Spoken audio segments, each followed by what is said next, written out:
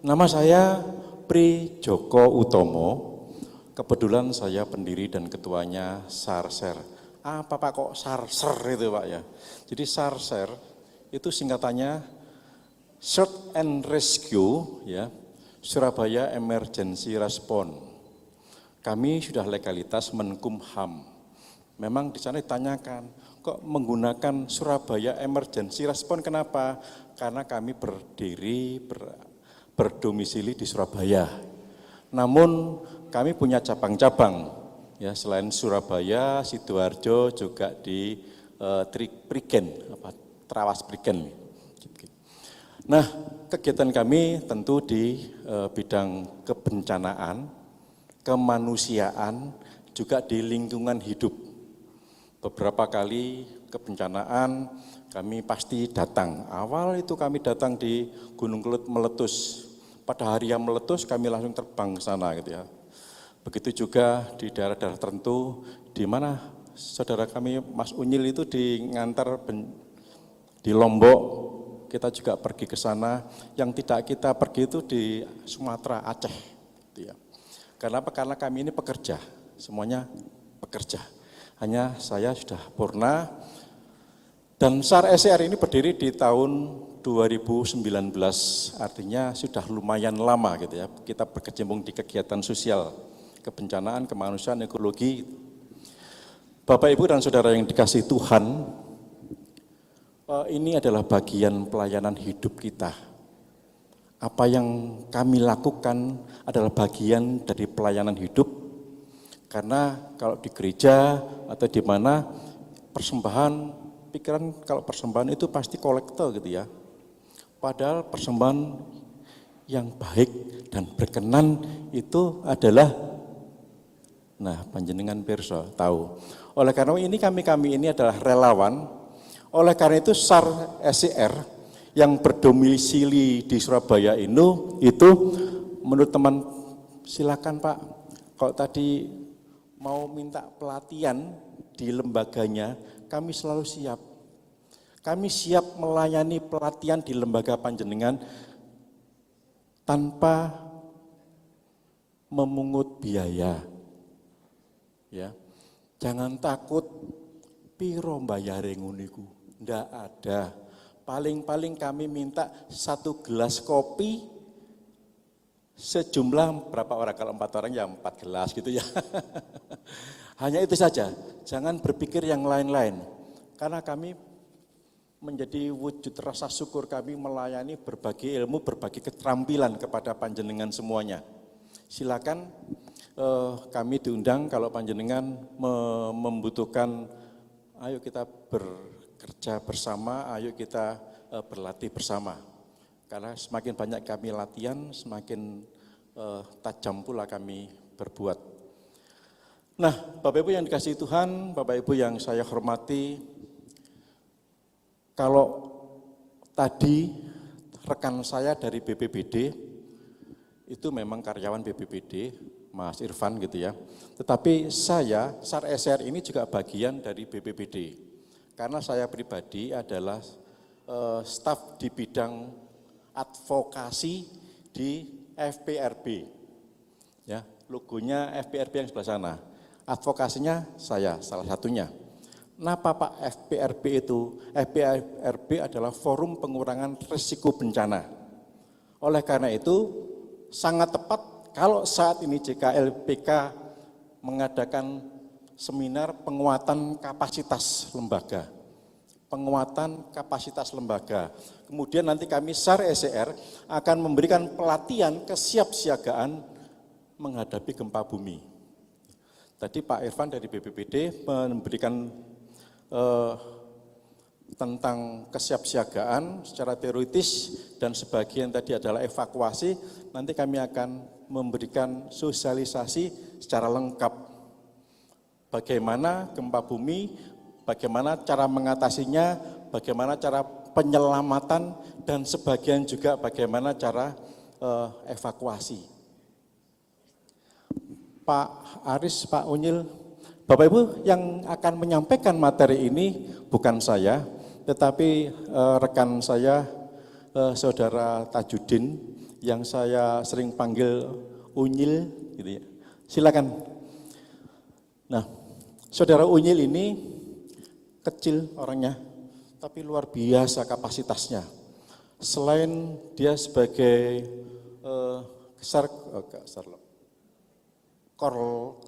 Korlap, koordinator lapangan, beliau juga seorang tenaga medis di bidang kesehatan, Pasuruan, ya, bidang medis di Pasuruan. Sebelum di cabang Pasuruan, beliau juga sebagai penyuluh apa tuh? Penyuluh keluarga bencana. Ya. Kemudian ditarik, kemudian ditempatkan di staf kesehatan. Nah, selain itu kadang-kadang melayani saya, Mas, konco-koncoku kepingin wisata dulu sebelum dia di bidang kesehatan. Lalu iso enggak ngeterno, bisa Pak, siap. Ternyata dia juga supir bis. multi apa Mas? Multi talenta, luar biasa. Kemudian saya diceritani, Pak, di Lawang, di sungai itu, sungai apa Badukan apa itu namanya itu, bukan yang ada kecelakaan Pak. Dia cerita, saya habis nulungi Pak, kepalanya sudah pecah. Badannya ini sudah berlumuran darah dan apa percikan apa yang putih di kepala, otak gitu ya. Saya tidak bisa membayangkan. Ya, betul, saya tidak bisa membayangkan. Dia langsung terjun di sungai yang banyak batunya itu loh. Karena kalau dari Lawang itu, dari atas itu kalau mau turun dulu kan sering kecelakaan di situ. Karena banternya dia. Nah, rumahnya memang di Pasuruan. Sekarang sudah menikah, tinggal di Sidoarjo. Tetapi dia tetap melayani karena apa, dia korlap kita di SAR SCR. Beliau nanti yang akan menyampaikan materi. Silakan. Sebentar, kemudian ada dua lagi teman saya yang saya ajak, itu sekretarisnya, Saudara Aris. Nah, yang pakai topi ini juga Saudara Aris, sekretaris SAR SCR. Kemudian beliau juga bekerja di Rumah Sakit Bakti Rahayu. Ya, saya enggak tahu ketika saya sakit, aku tulung periksa mbek konco-konco di Bakti Rahayu. Gitu. Dia panggil dokter siap dengan spet. Saya pulang langsung karena saya takut disuntik. Diketawain orang SAR kok takut disuntik gitu. Memang betul. Saya paling ngeri kalau disuntik. Tetapi saya donor darah sudah 114. Kok aneh? Ya, karena motivasi saya kalau donor darah ini setetes darah untuk orang lain. Begitu. Kemudian yang di sebelah sana itu Mas Agung. Itu bendaranya SAR SCR. Nun sewu, mohon maaf. Kedua teman ini Muslim.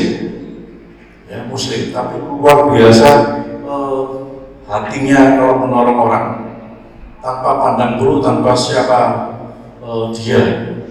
Kemudian Mas Agung ini dari warga gereja Cempaka GS Mawar Saron.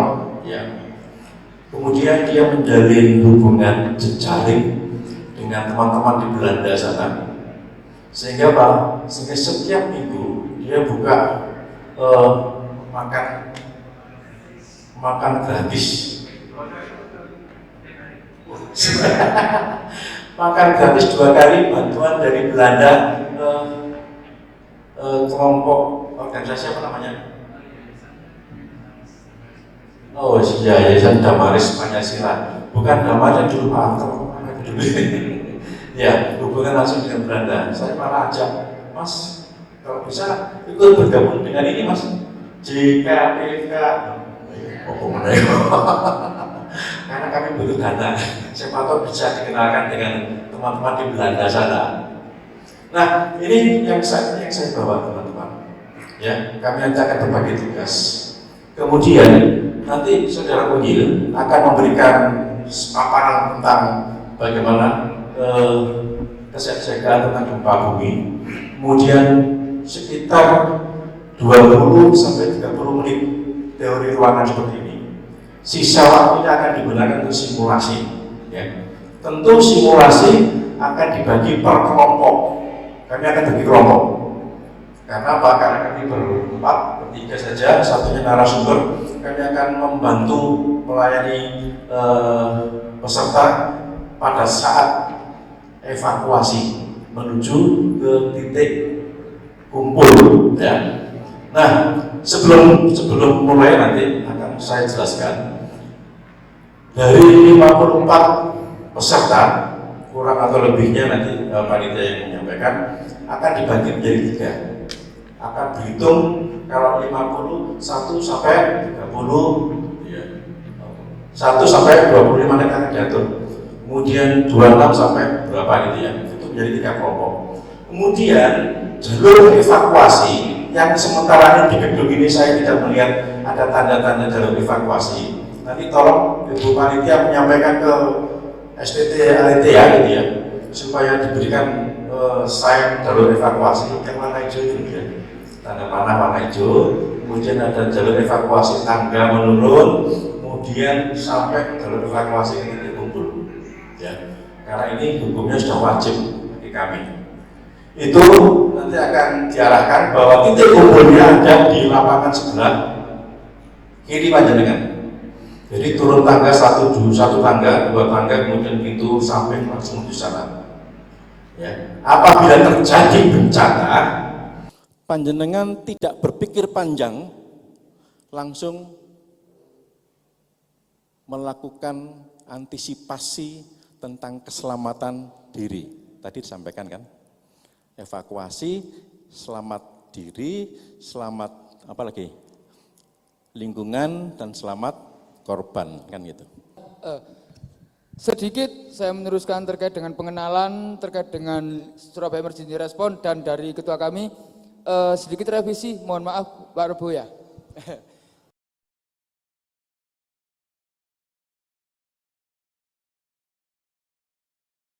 Dan di Menkumham RI kan di tahun 2017.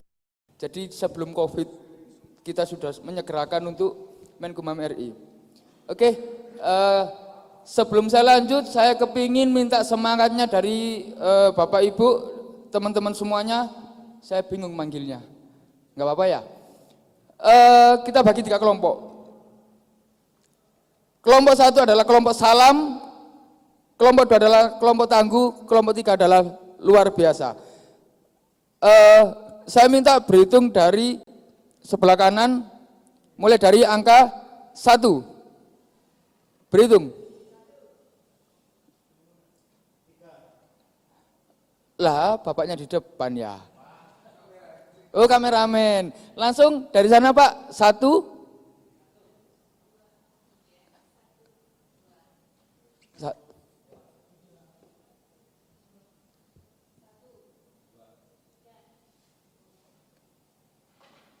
Ngeng, ke Ibu. Lah. 2, Bapak 3, Bapak 1, 2, 3, pas ya? Pas ya, bapaknya 2, 3. Oh enggak ikut, sampai 2 terakhir. Oke, ikut. Ya. Nah, ini kan ada 3 step ya, 3 step. Saya minta di grupnya salam berpindah di posisi sebelah sini. Nomor 1,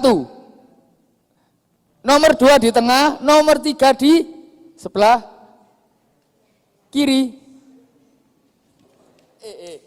Hati-hati barang-barangnya.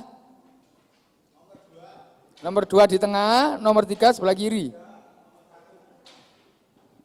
Nah,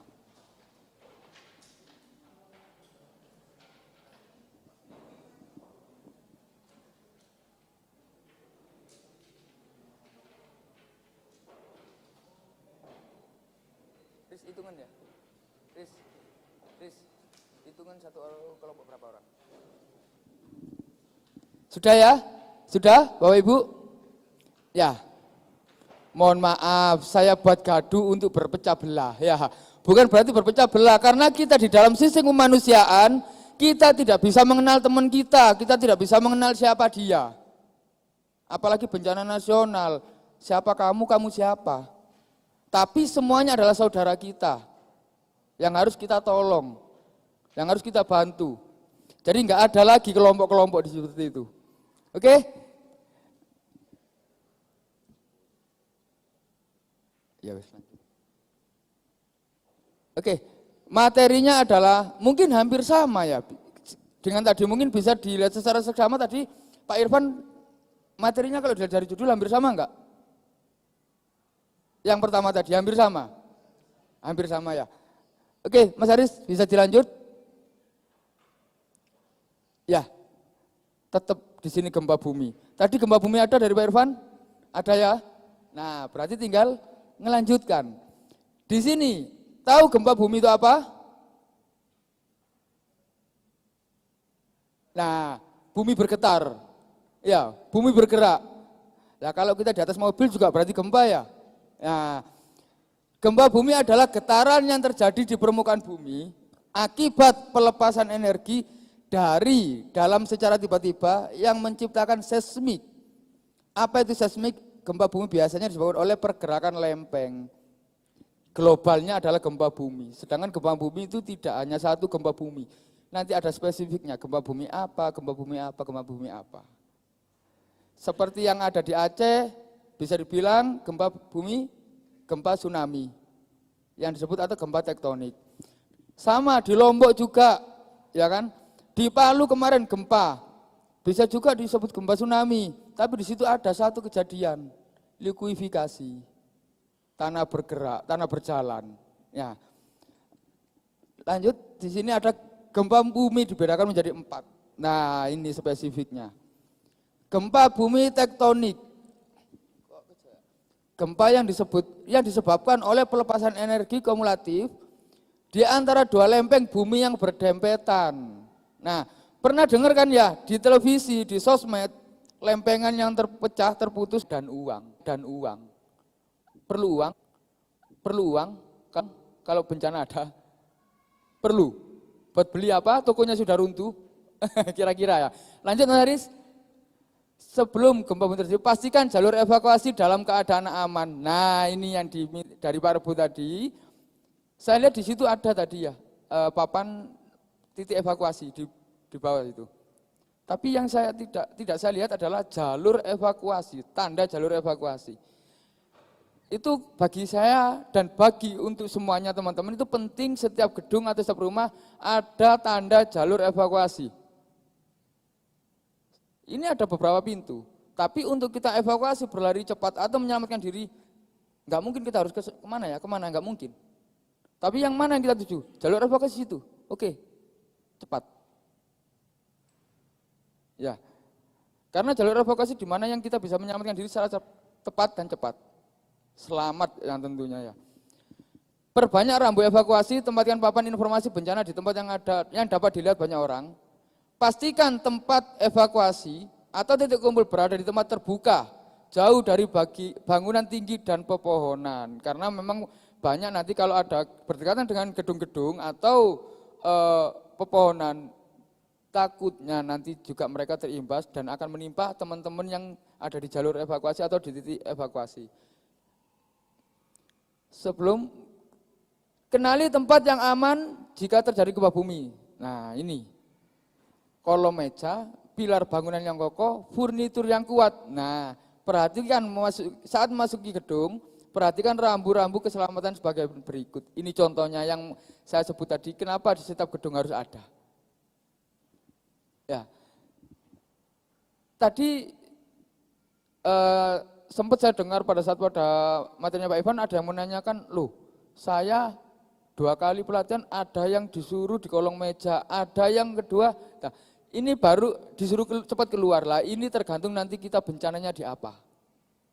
Dan posisinya kebencananya ini terus menerus, atau di statement di situ dan selesai. Ya seperti itu. Nanti kita praktekkan sama-sama semuanya. Lanjut Mas Haris.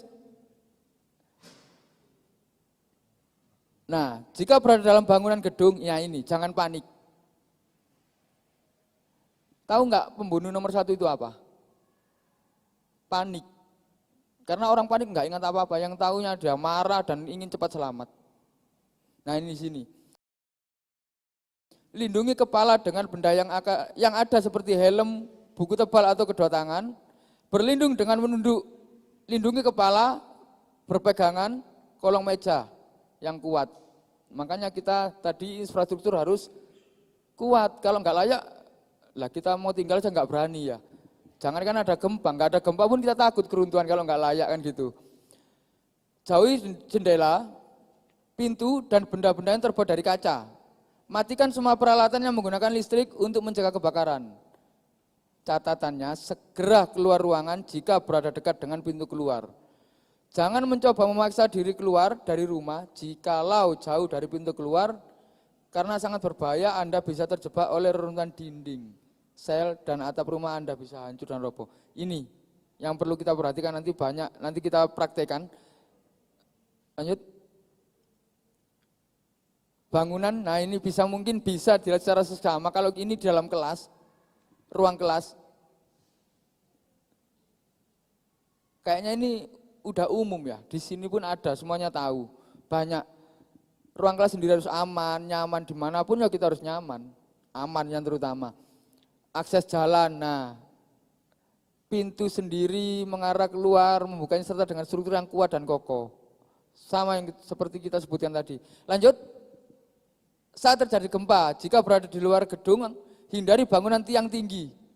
Telepon, papan reklame, jalan layang atau jembatan. Intinya kita harus menjauhi dari apa yang mudah menimpa kita. Ya. Jika sedang berkendara menggunakan mobil, segera menepi dan berhenti, tariklah rem tangan. Dan tetap di tempat sampai gempa bumi reda. Perhatikan tempat kita berpijak, hindari retakan tanah. Jika sedang di pegunungan, hindari daerah yang mungkin longsor. Yaitu tadi getaran. Kita nggak tahu. Karena gempa satu kali, getarannya bisa beberapa second, beberapa detik kemudian. Seperti yang terjadi di Lombok, gempa jeder gitu ya, ada gempa gitu. Enak, nyaman. Berapa detik lagi gempa lagi, berapa detik lagi gempa lagi. Itu yang menyebabkan banyak reruntuhan sebenarnya. Bukan gempa yang total, justru yang banyak getarannya itu, yang sering terjadi guncangan susulan itu yang banyak reruntuhan terjadi. Lanjut Mas Haris. Jika berada dalam bangun gedung, usahakan tetap tenang dan waspada. Jika guncangan mereda, keluarlah dengan tetap lindungi kepala, keluar dengan mengikuti jalur evakuasi, menuju titik kumpul, jauhi bangunan, seperti yang disebutkan tadi, jauhi lokasi yang berbau gas atau cairan berbahaya. Lanjut, lakukan pendataan terhadap para korban. Nah ini, beri pertolongan pertama jika ada yang terluka ringan, hubungi Pak Medis, jika ada yang terluka berat. Jika di titik kumpul terjadi gempa bumi susulan, merunduk dan lindungi kepala. Ini yang sering diabaikan oleh teman-teman. Apabila terjadi gempa, lakukan pendataan korban, beri pertolongan pertama. Ini sering terjadi, sering kelalaian kita sebagai manusia itu sering. Karena apa? Diliputi rasa panik. Taunya kalau ada gempa langsung keluar. Siapa teman kata tadi nggak diseret, nggak diajak. Ada gempa yuk keluar, tapi nggak dilihat. Udah keluar belum ya teman saya. Banyak yang terjadi seperti itu. Yang satu temannya tertimpa masih di dalam. Yang satu selamat. Nah, itu. Lanjut. Tidak ada seseorang yang mengharapkan bencana, tetapi keterampilan dalam penanggulangan bencana harus tetap dilatih agar siap bila suatu saat terjadi bencana. Nah, biasanya kalau terjadi gempa tsunami atau gempa tanpa tsunami atau tsunami ya istilahnya, pasti ada gempanya kalau tsunami. Itu pasti ada sirine. Di setiap daerah, setiap wilayah yang sering terjadi gempa itu pasti dipasangi sirine. Bunyi sirinenya bermacam-macam, ada yang bunyi sirine seperti polisi, ada bunyi sirine mungkin sudah ada di daerah masing-masing, ada tanda, seperti contoh yang ada di Probolinggo, tandanya adalah kentengan. Jadi ada salah satu bangunan tua, kalau ada bencana itu dia bunyi, tang, dan itu sempat berbunyi pada saat gempa waktu itu. Dan di saat praktek ini, ya, oke, perlu kita sama lihat materi tadi mungkin sudah beberapa kali dibaca ataupun beberapa kali ada pelatihan. Kita pengen tahu dari beberapa pelatihan yang ada, apakah kita bisa menyelamatkan diri mandiri dulu dan teman-teman? Ya. Dan saya tak kasih informasi tadi dari Pak Rebo juga, bahwasannya nanti ada titik evakuasi yang tertera. Titik kumpul ya. Jalur evakuasinya kita nggak tahu di mana, tapi yang jelas ambil titik yang terdekat, yang tercepat, aman, selamat, dan ikuti apa yang ada di dalam materi tadi. Kalau dengar sirine, secara otomatis bencana pasti datang. Dan bagaimana Anda semuanya bisa menyelamatkan diri masing-masing, ataupun menyelamatkan teman-teman atau kelompok kalian. Ya. Nanti tidak akan saya komando, tapi kalau dengar sirine langsung bergerak. Karena nanti ini sebuah, biar ada geraknya, nggak duduk mulu ya.